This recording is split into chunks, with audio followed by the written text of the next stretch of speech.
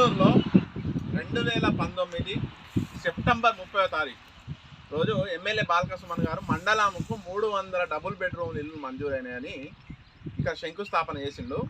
అంటే దాదాపు 2 సంవత్సరాలు అయిపోయింది. ఇది 3వ సంవత్సరం రన్నింగ్ అవుతుంది.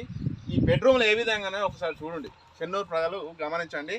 అట్లనే అక్కడ ఉన్న హుజూరాబాద్లో మా ఎమ్మెల్యే గారు ఏమంటానంటే డబుల్ బెడ్రూమ్ ఇల్లు అయిపోయినాయి చెన్నూరులే, కార్తీక మాసంలో గృహ ప్రవేశాలు అని అక్కడ హుజూరాబాద్లో ఎన్నికల ప్రచారంలో హోరెత్తిస్తాను.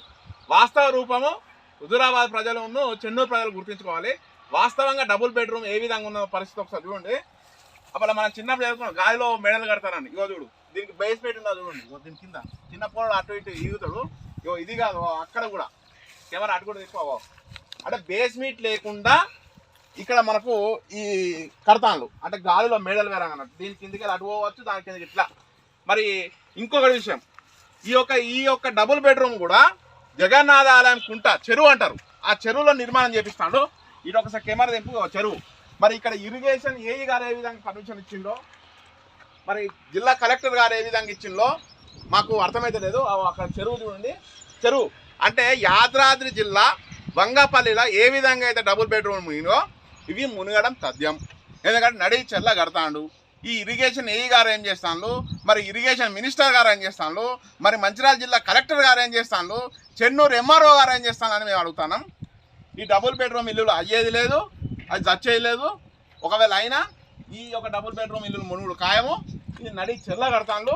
ఇక మీకైతే తెలుసు, పునాదులు లేకుండా గాలిలో మేడలు కడతాను. ఇగో ఇది పరిస్థితి.